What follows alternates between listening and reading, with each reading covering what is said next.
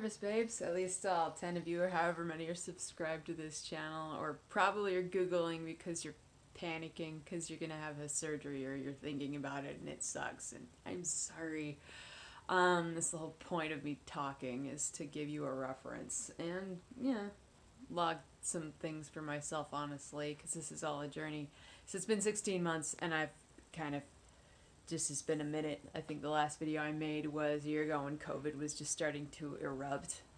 And so, well, not really starting, but it had been erupting for a minute. So I've been going the last year without a gym. And as noted in previous videos, there were some very specific pieces of equipment that helped me maintain the feeling in my foot and the ability to move at the gym. So I've had to adapt, and it's not nearly as good. I have to say, the feeling in my foot can get, the way I describe it is because I have neurological damage down the my right leg. It's kind of like, imagine the static on one of those old TVs.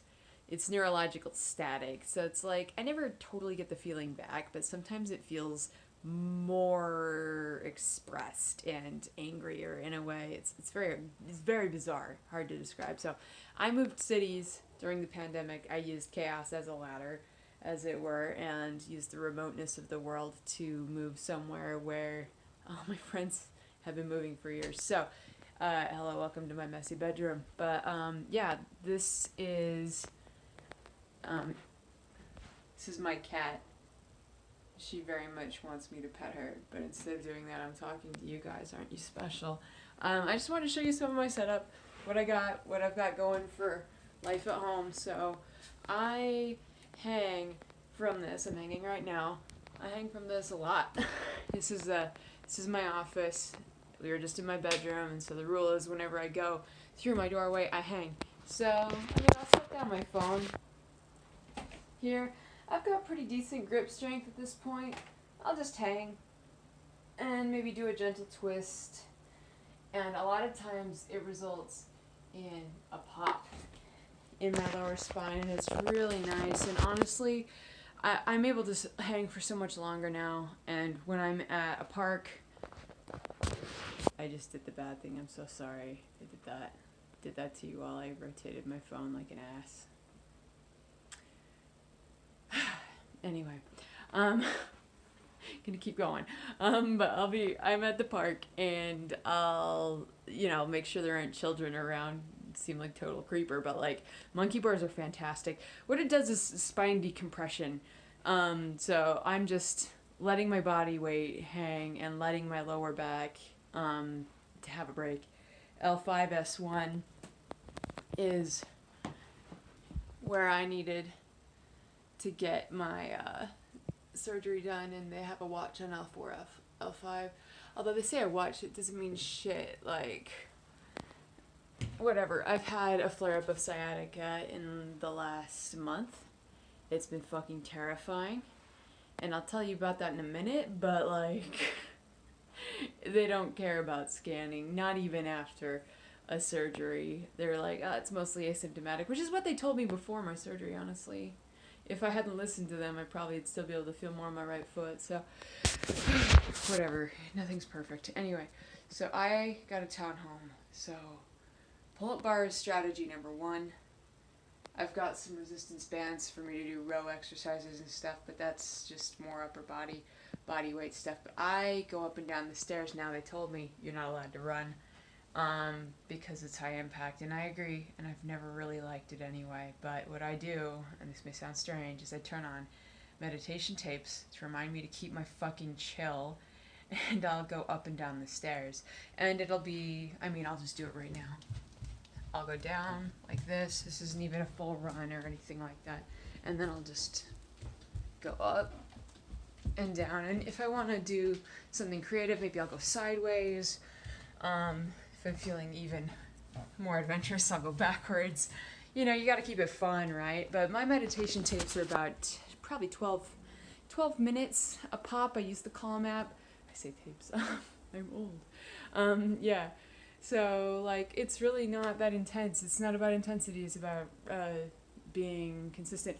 The rest of my setup, I have this extra thick yoga mat.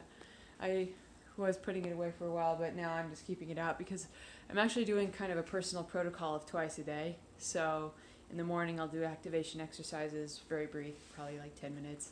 And then at night I do them too. It's making sure that my muscles are firing correctly because I've been having more acute flare-ups lately. Um, anyway, when I'm not having a big flare-up, I'll do more proper exercises. Like I will do Romanian deadlifts while balancing on a Bosu ball. That's where you are extending your leg and your arm. But I do that. I do this to add some difficulty. It's kind of fun. Foam rolling, yoga, resistance bands, stuff like that. So, yeah. So I used the pandemic to not only move, but get a place that has stairs, even though I'm living alone. Get a place that has stairs so that I can have the ability to run up and down. And is that as good as going to a gym? No. I'd say it's about half as good.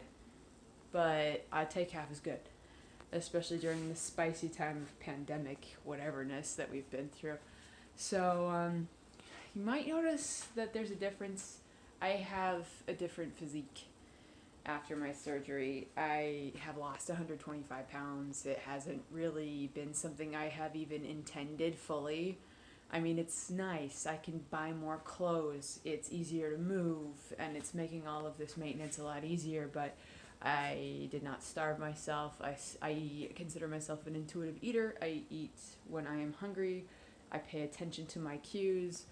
I try and manage my stress and differentiate between stress cues and hunger cues, and that's a whole thing that I've honestly had to learn, and I think most people do, because we live in a culture of overwork and constant go, go, go, and that can get crossed. So, anyway, yeah, so what's up with my sciatica? So, I had sciatica down my right leg. My right leg here, this is the one that got affected before my surgery, and it went all the way down. I have numbness wrapping around to my pinky toe, to my heel, and on really bad days that numbness will spread to my big toe. And yeah, that's sort of still the case, but what the surgery did for me is I don't have the shooting pains anymore. The numbness isn't spreading, and it's been fairly manageable.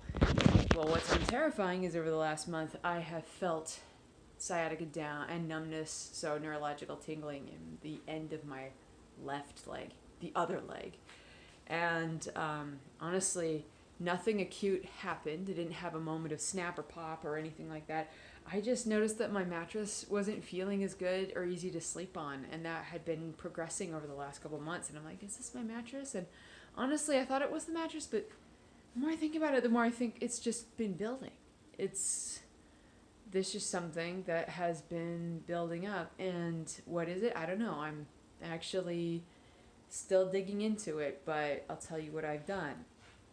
I went to I had some opiates left over from my surgery, and I took them because I wasn't able to sleep for several days because the pain was too much, and traditional pain or normal pain medication wasn't doing it for me. So I was like, this is dumb, and I could get addicted, so let's get an appointment set up immediately. And I just walked in with the bottle, and I just held it up in front, and I was like, I've been taking these. And she's just like, and where did you get those? And I'm like, back surgery, give me something else. So they got me on a protocol of a round of steroids. It's one of those things where they give you a packet and they have you do a high dose and then a high dose several times a day, and it tapers down, and it's all scheduled on the back and stuff. That was fantastic. That actually really helped reduce the inflammation. And then, so far that I can tell, I feel like inflammation is what I'm dealing with.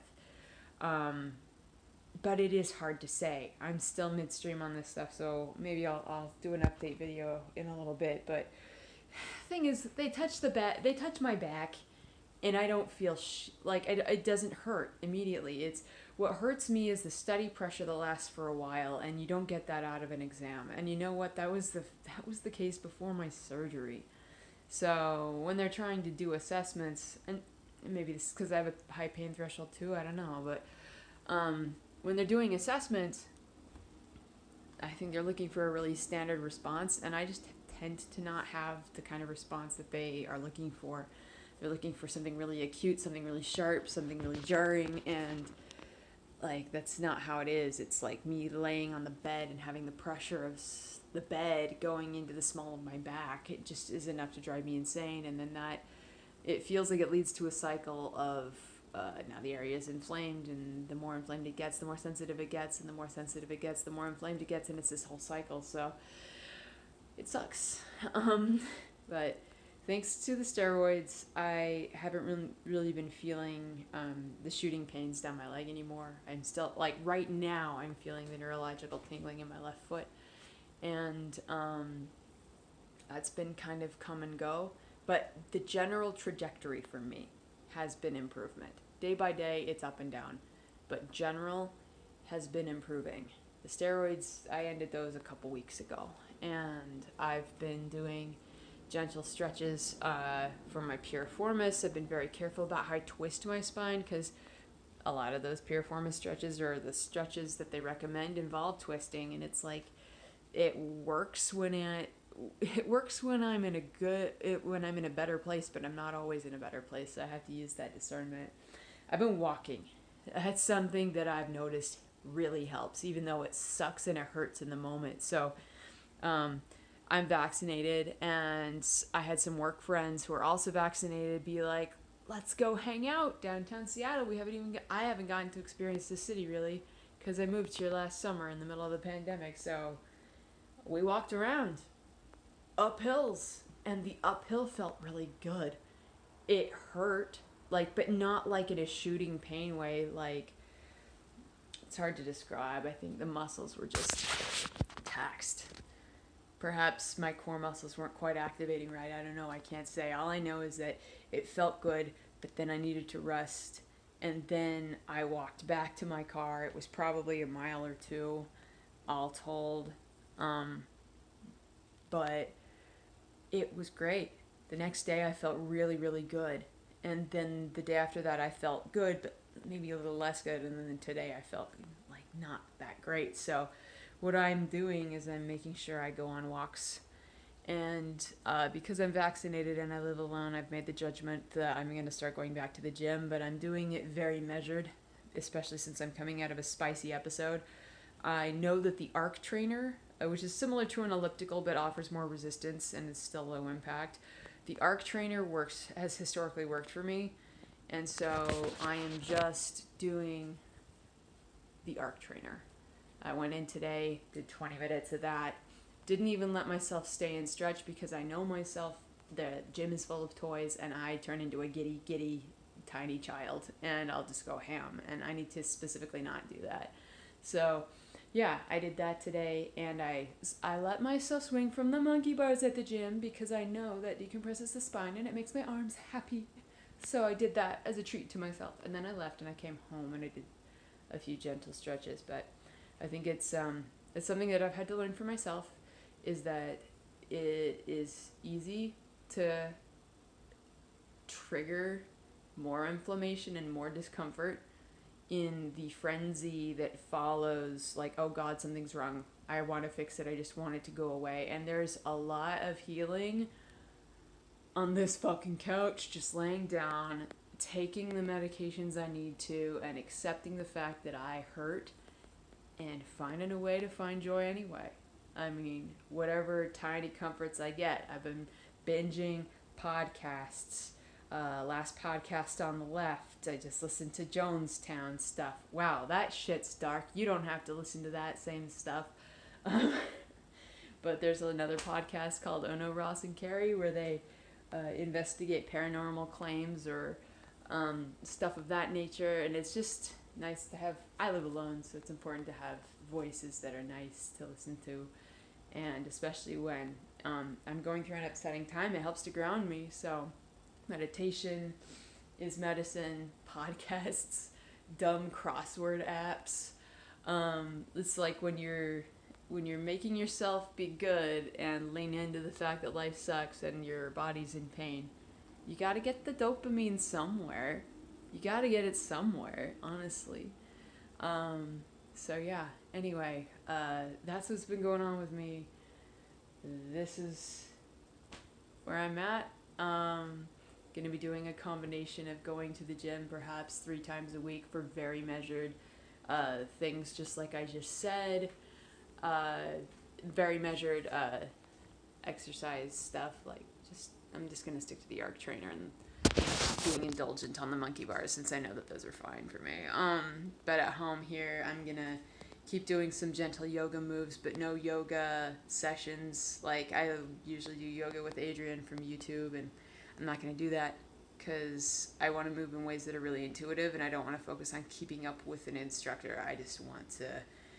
I've done enough yoga that I know them. I know of some combinations that potentially feel good, and just as it means more for me to be aware and to go slow and to just move my body, and it helps increase my awareness so I can tell my doctors what's actually going on, and it can actually help me be aware of what I need to pay attention to during the day, like, oh, twisting is bad today, or sitting in a chair is not going to happen today, that kind of thing. It's really important to be aware so that all of these incidental movements that I do throughout the day, I can actually be conscious of them, because every day is a new day. Yesterday, fantastic. Didn't have any problems doing anything like sitting or moving around, and today I did not sit while I worked. I laid down or I stood up, and I iced my back several times, and I got on meds. So anyway, it's like I said, there are ups and downs to this shit, but the general trajectory is up, and I'm pretty confident that I'm confident about where I'm at because my efforts to improve the way I feel have had some effect. Before my surgery, I went into PT for, what was it, like a month or a month and a half, and I did all sorts of stuff, and it didn't help. I'm doing those same exercises, they're helping. Even if it's not like as fast as I want or as even as I want. I wish this recovery were linear. I'm hopeful that I'll get to a place of more normal or more tolerable. But yeah, anyway, this shit does continue. This is what we get as a species for deciding to be bipedal. If we only continued to walk on all fours, our spines wouldn't be as inevitably fucked as they get. And also, incidentally enough, if you've ever wondered why human babies are born as dependent and kind of honestly just a little bit pathetic compared to like other species, yeah, it's because we basically pop them out half-baked. Our birth canals are too narrow. And why is that? Because we decided to be fucking bipedal and have giant skulls. We decided to be really smart and like weird walking around. Anyway, the more you know. I'm definitely not a scientist.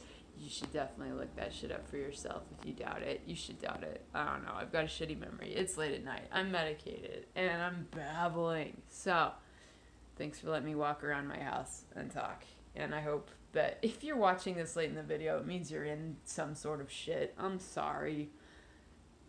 I see you in my own way. This is why you spend time on YouTube, is when, like, on videos like this, is when you're in the shitter, and I'm so sorry. Do what you can. Take care of your brain as well as your body. If your body is in a bad place, get those dopamine hits. You deserve them. This is all a journey. It's holistic. All of it feeds back onto itself. So you just got to see what you can work with on a day and work with it. And even if it's small, adjust your expectations. Like one day I'll be like, I can do all of these exercises and this is my goal and this is what success looks like. And then days like today happen, which are like, I'm going to walk a few blocks and lay down on the couch. And that's self-care. God, I should have taken a bath too. That would have been great. That would have been fantastic. Anyway, how to end videos. Whatever. I'm stopping. Bye.